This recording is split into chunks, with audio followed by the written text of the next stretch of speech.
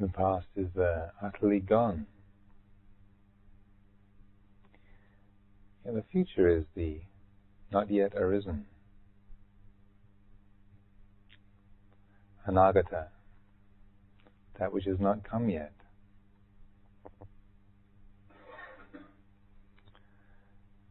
And even the term for the present moment, paccuppanna, literally means the currently arisen affliction.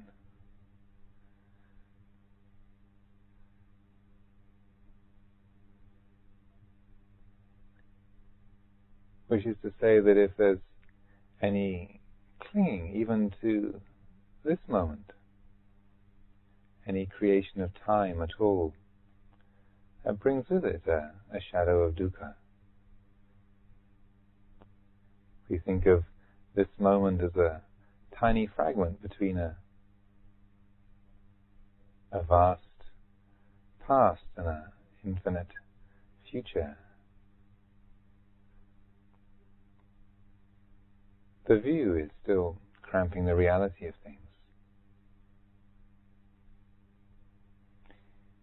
In its essence, the Dhamma is timeless, akaliko, apparent here and now, sanditiko, but essentially timeless. So when we use words like the present moment, being attentive to the here and now, even subtle ways of clinging to this moment, the feeling of time in any way, still cramps the heart.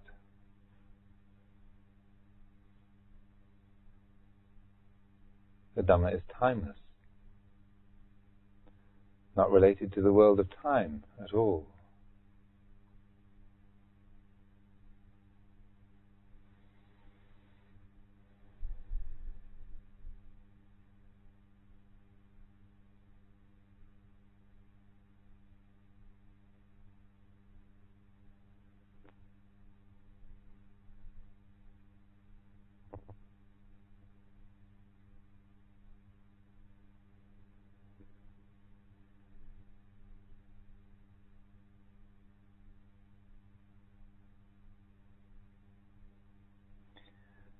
As we develop the meditation, cultivate the practice, focusing on the body, developing the posture, the breath.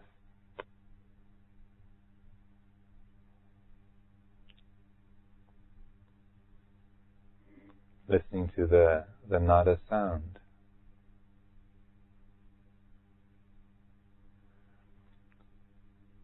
Training the heart to rest in the quality of open awareness.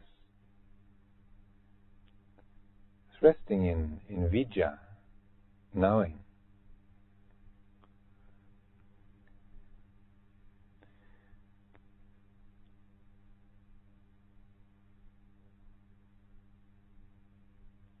These are all tools and means to support simply the realization of Dhamma, this underlying truth of the way things are. It's ever present, yet strangely inexpressible quality.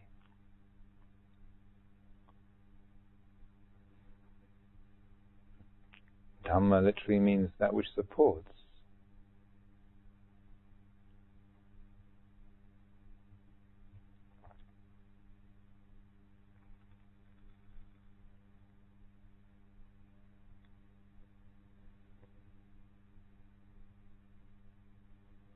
So this practice is for awakening to that mysterious quality of Dhamma, the nothing which supports everything.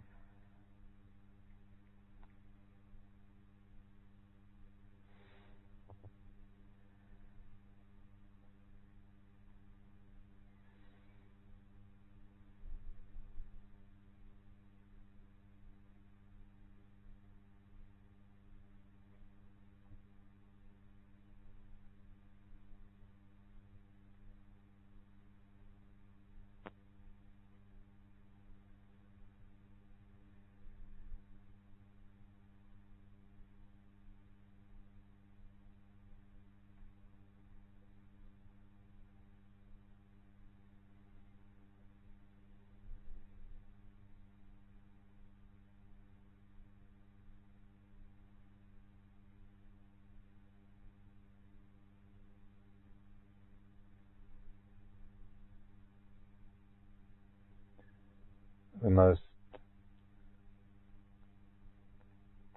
incontrovertibly helpful quality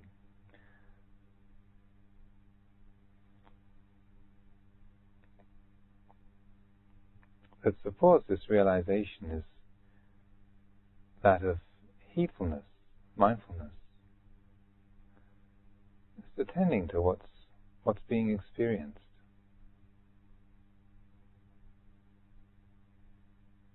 Noticing what's going on in our world, just keeping a track of things.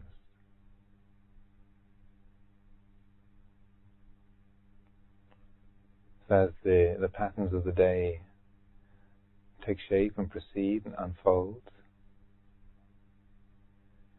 we make it our effort to cultivate an ongoing heedfulness,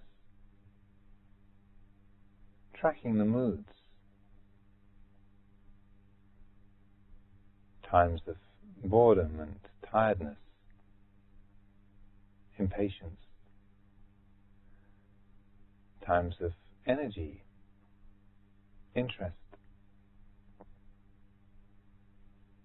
times of refined consciousness, clear focus, times of animal habits and needs, coarse feelings of aggression or territory. Get off my walking path.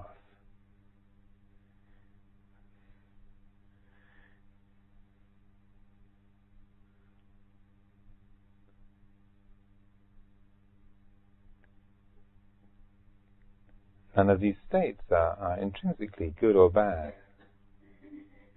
Nothing is good or evil of itself, but our thinking makes it so.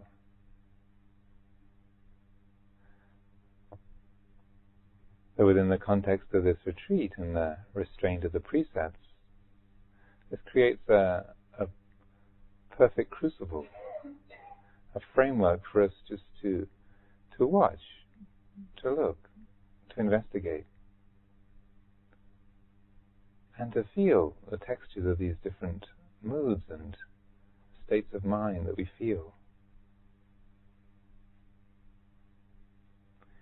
Getting to know the ones that are obviously not self, easy to recognize and to let go of. But also uncovering, getting more familiar with the ones that we deeply identify with. Our sense of being a human being, a person, being a woman or a man, being old or young, artistic or scientific, rational, intuitive.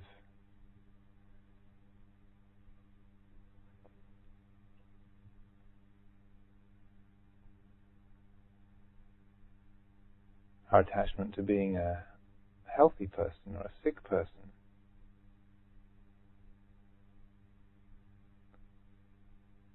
An extrovert or introvert.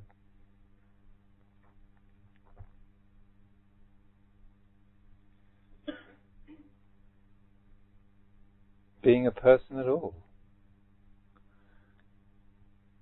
We start to look at these assumptions, presumptions that we make about life and about ourselves.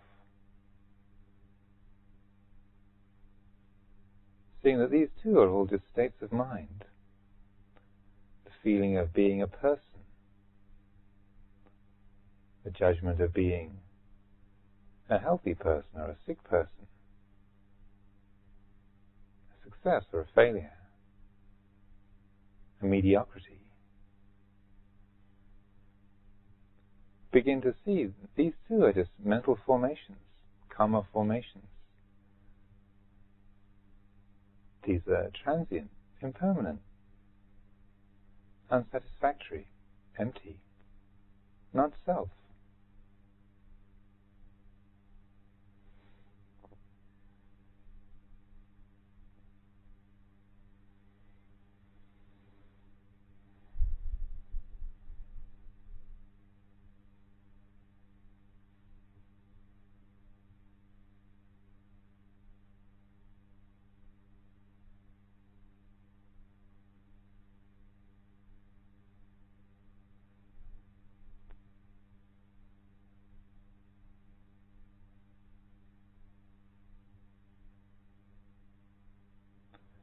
mindfulness, when we use the term, we really mean mindfulness conjoined with wisdom, or mindfulness and clear comprehension, satipanya, sati sampajanya. Because it's not just a matter of cognizing what's happening, just registering that there's a thought or a feeling, a sensation in our foot or in our hand. But there's a contemplative, reflective element, an investigative element there as well. We see the object in its context. We're drawing upon our own intuitive wisdom, our intuition of how this object, this feeling, this mood fits in with the rest of the world, the other patterns of our experience.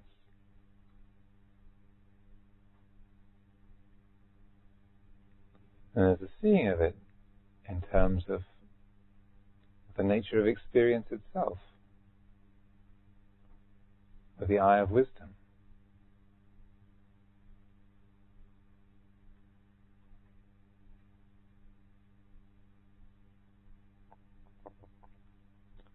Satipanya, mindfulness conjoined with wisdom, is that which enables us to recognize, oh, this is an experience, this is a mental event. The sound of this voice is being heard. The hearing is happening in my mind. The room is perceived in this mind. These are simply patterns of consciousness, forming together to create an image of the world, the retreat, the shrine room.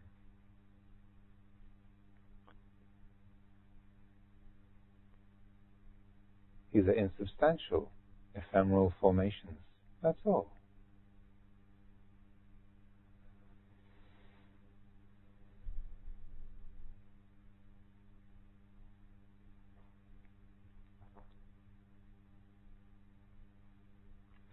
So we set the intention at the beginning of the day to do the best we can to bring into being, to develop and sustain this quality of mindfulness. Satipanya, sati sampajanya. Not to be endlessly thinking about what we're experiencing and trying to figure it all out and calculate exactly why we are the way we are and what it all means. It's not so much a thinking and analyzing conceptual process, more just a noticing, just as if we were getting up close to a daisy or a dandelion, looking at a dead oak leaf, watching a spider making its way across the carpet. Just getting up close to our own experience, our own mind states, and recognizing, oh, I really believe I'm a man. I think I'm tall or short. I see myself as being rational or irrational, mediocre, success or a failure. Look at that, I really think I am that. The thought just forms and is believed in without question. Look at that.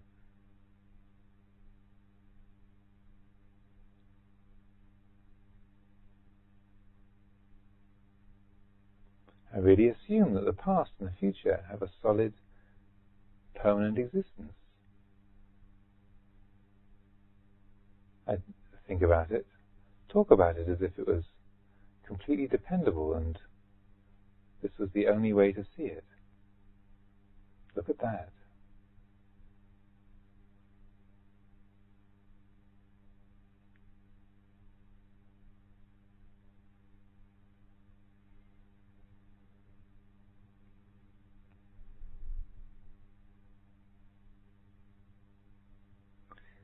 So the point of this kind of reflection, or this attentiveness, mindfulness of our mind states and views,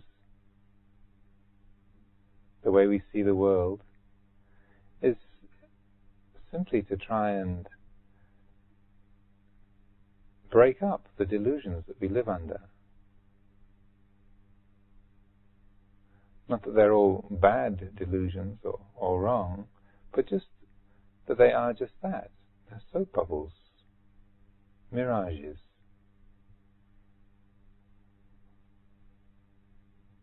They can carry some meaning or some tone, but until the heart realizes that they're essentially empty, then inevitably there's dukkha, there's the generation of separateness, alienation, anxiety, burdenedness.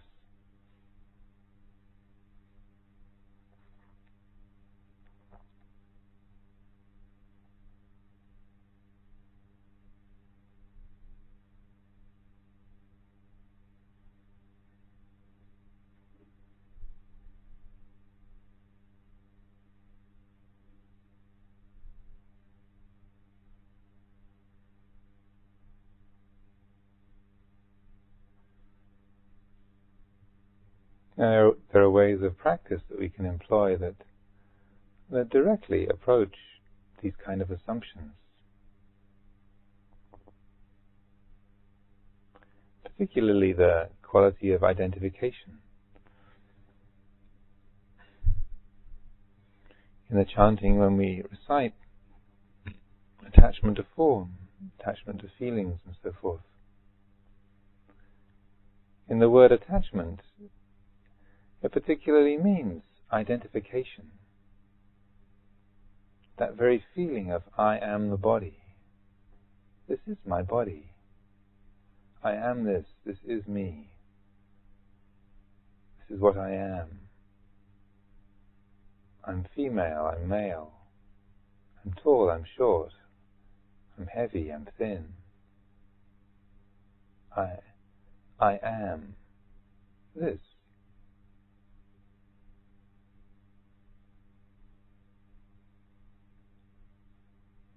This feeling is mine. This is my pain, my delight, my blissful feeling, my itch, my ache.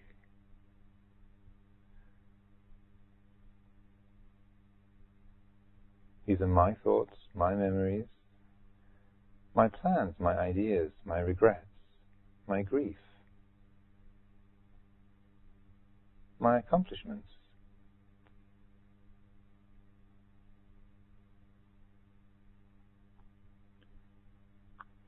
Just like the force of gravity, it's a powerful presence in our lives that we work with incessantly. It's right now just feeling the weight of our body pressing on the cushion or on the chair. It's a powerful force.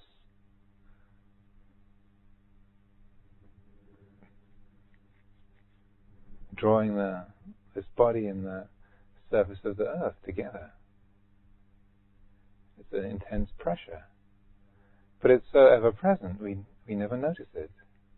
It seems normal. We don't wake up in the morning and think, oh, gravity's still working. It's utterly unremarkable because it's unrelentingly present. But just as gravity is dependent on being on the surface of the earth, if we're off in space, we don't experience it in the same way. We float around.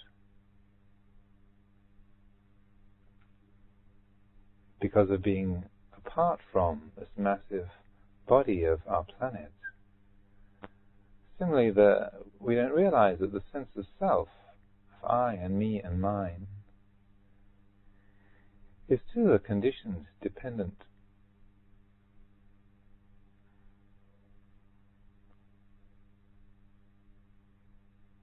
a quality brought together by conditions, attributes of nature. The karma of birth, ignorance, not seeing clearly. Then the feeling of self, just like the force of gravity, seems to be an unremarkable, ever-present quality. We don't even notice it's there, because it's so normal to be I, me, this person.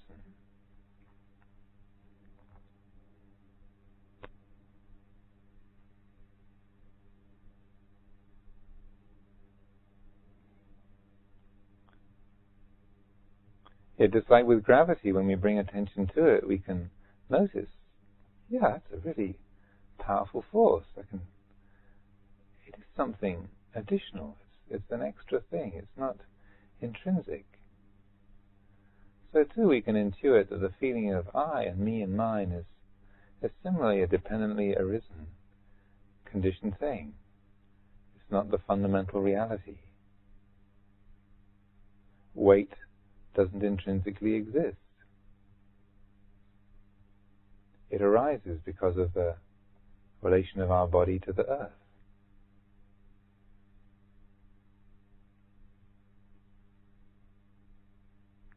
Similarly, the feeling of self doesn't intrinsically exist.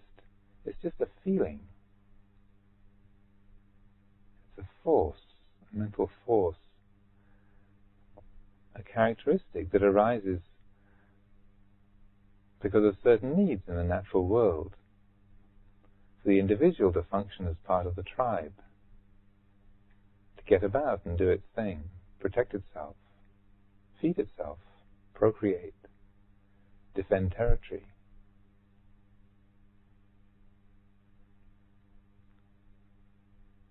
That's why when someone's on our favorite walking path, we feel that surge of territorial rage. How dare you?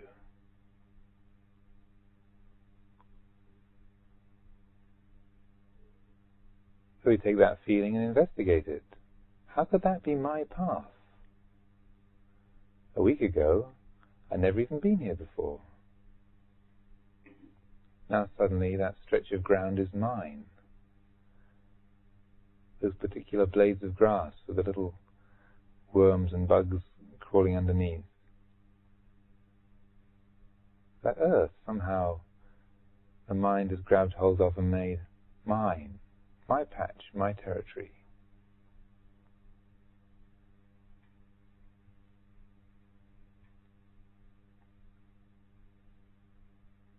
Where does that come from? What is it?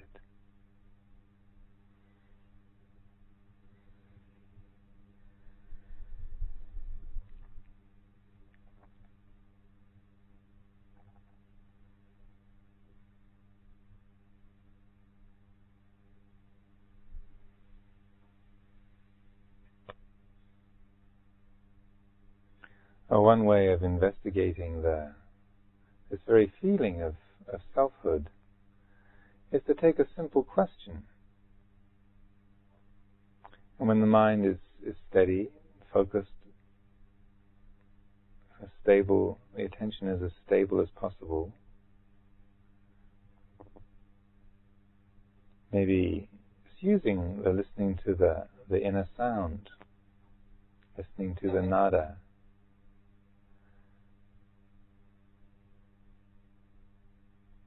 just letting that simple listening, hearing the inner sound, fill the space of our awareness, and into that space,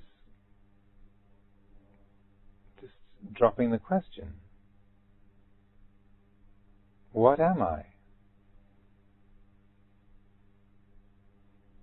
Or who am I?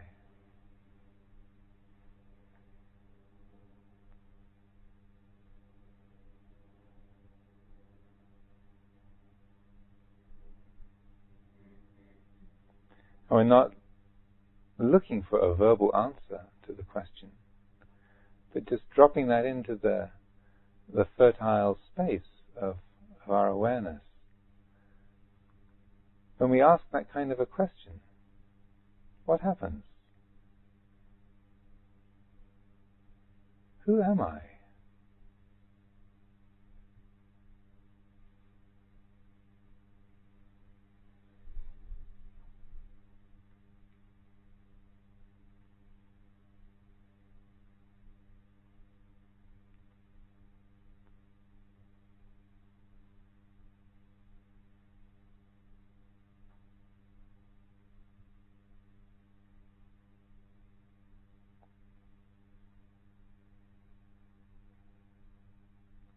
Who am I?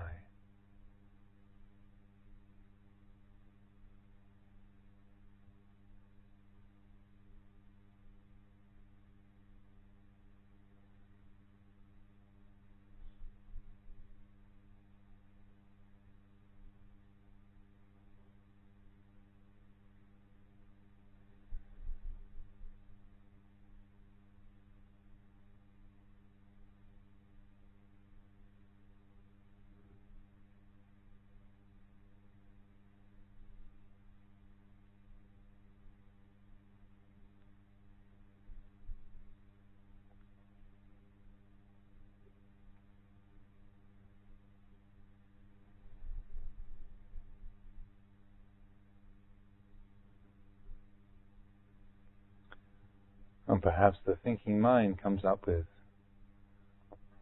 our name or some idea. But if you notice, shortly after we pose that kind of question, who am I? There's a pause, there's a gap after the end of the question and before the thinking mind wades in with all sorts of responses. Well, I'm Ajahn Amaro, of course.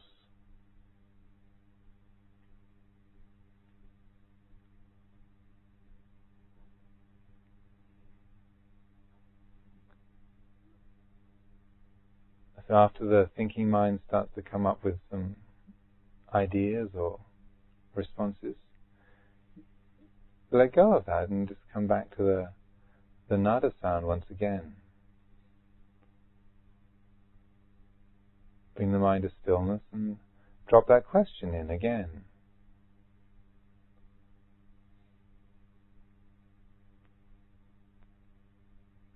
A name is one thing, but really, beyond the name, who am I?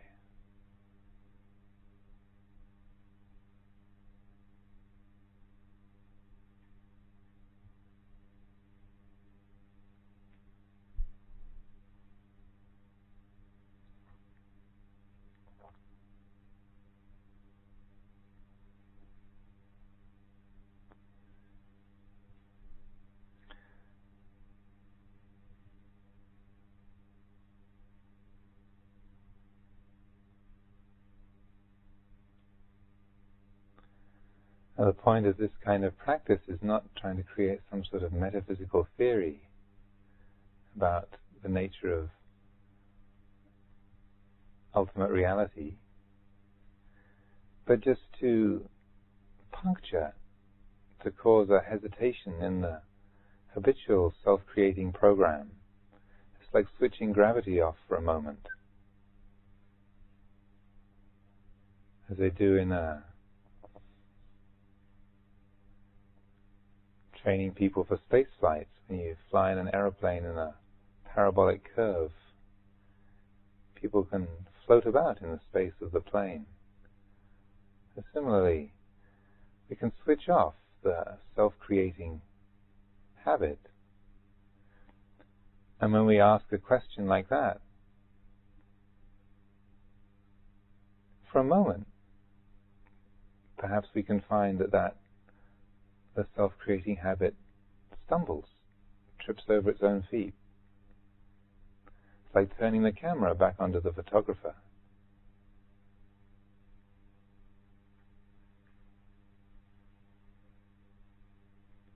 So the answer to the question is not the words at all. The silence of the mind in that gap, in that hesitation.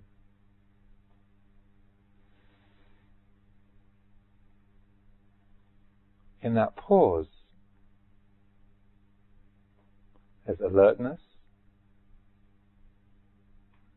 The mind is awake, aware, open. But there's no sense of self, no clinging.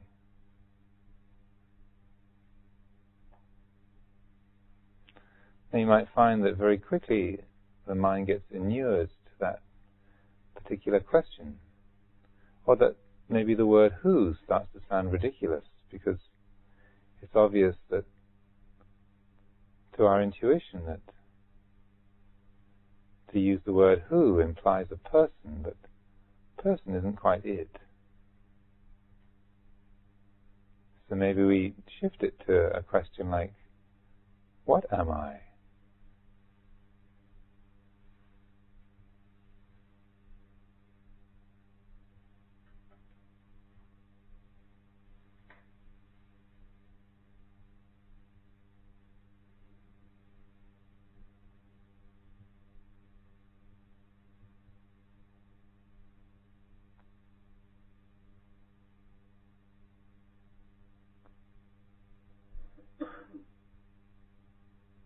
Maybe what sounds a little more realistic than who.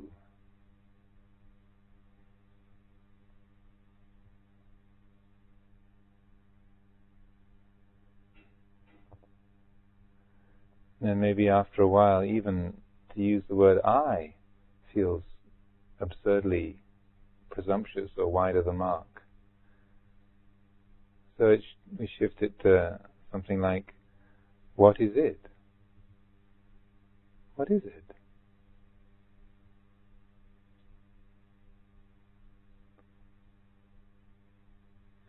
So we can work with this kind of investigation in all sorts of ways. It's not a fixed formula for the right question or statement, because it's not either the characteristic of the head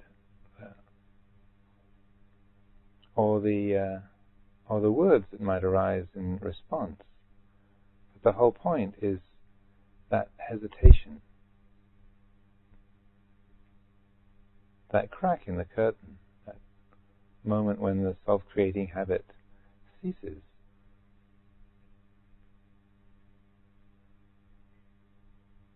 The opening up to the realization of Dhamma in that moment. Timeless, peaceful, awake.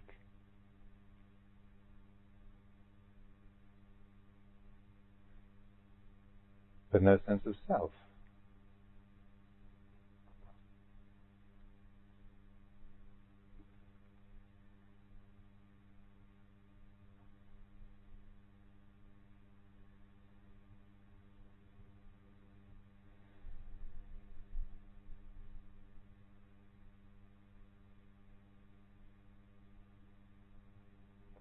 What is it that's aware?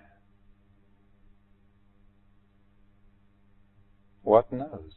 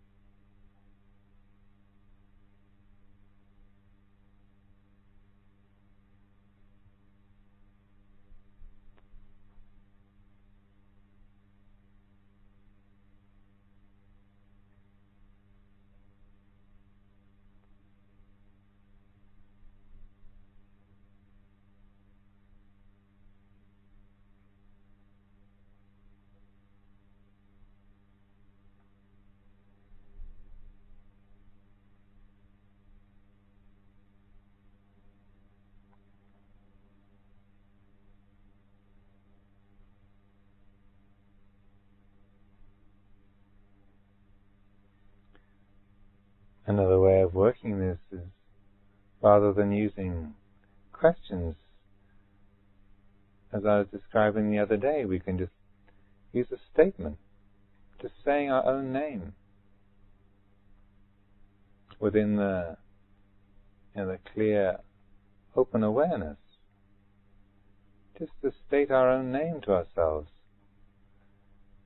Something in the heart, our intuitive wisdom, knows that the reality is much bigger than the name.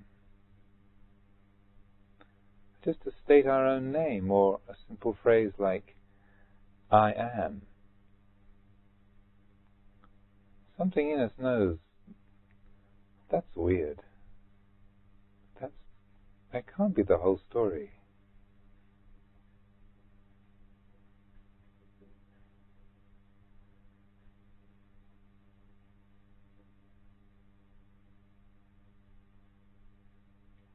And it's that very feeling, that quality of mystery, strangeness,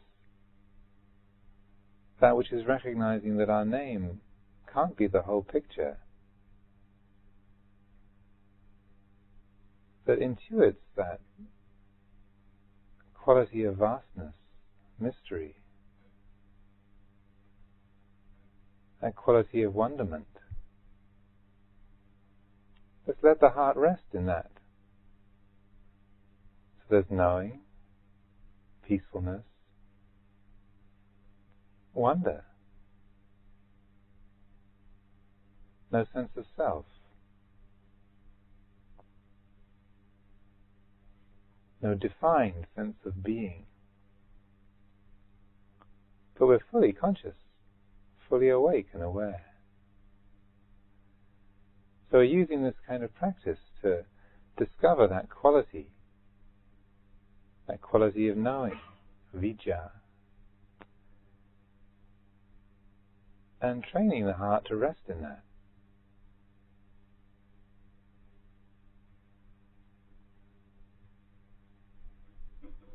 That's all.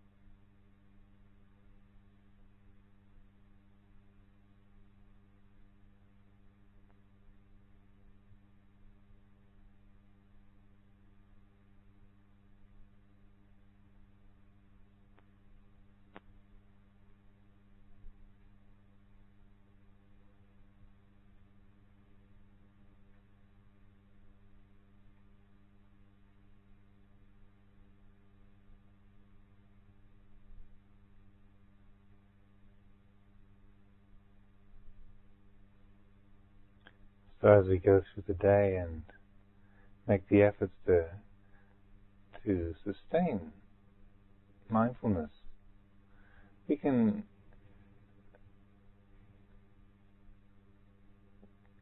make a use of this as a kind of thing, as an ongoing practice. We get used to it and familiar with the process in the quietness of the shrine room, but we can use it everywhere else, just to create that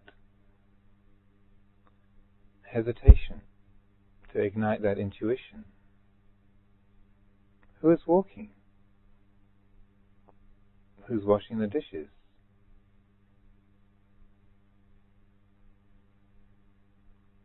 Who's lying down? Who's feeling? Who's thinking? What is it that owns this mood? What is it that knows this sound? That tastes this flavor?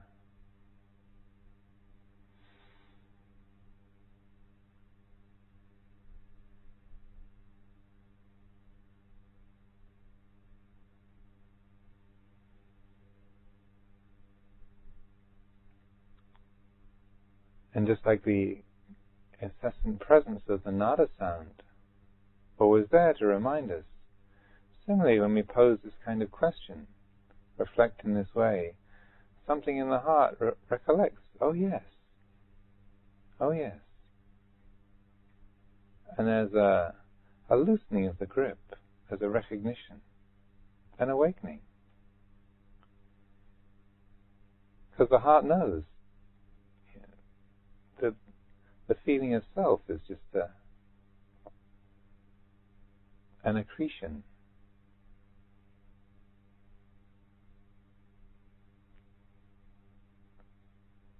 A dependently arisen thing.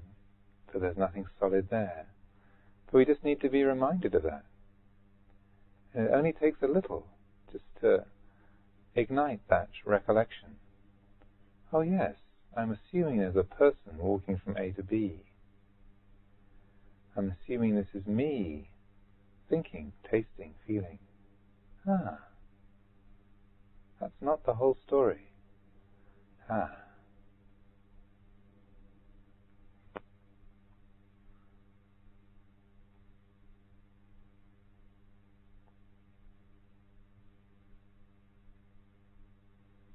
So this practice can support our whole efforts through the day, in every dimension of what we do, what we experience.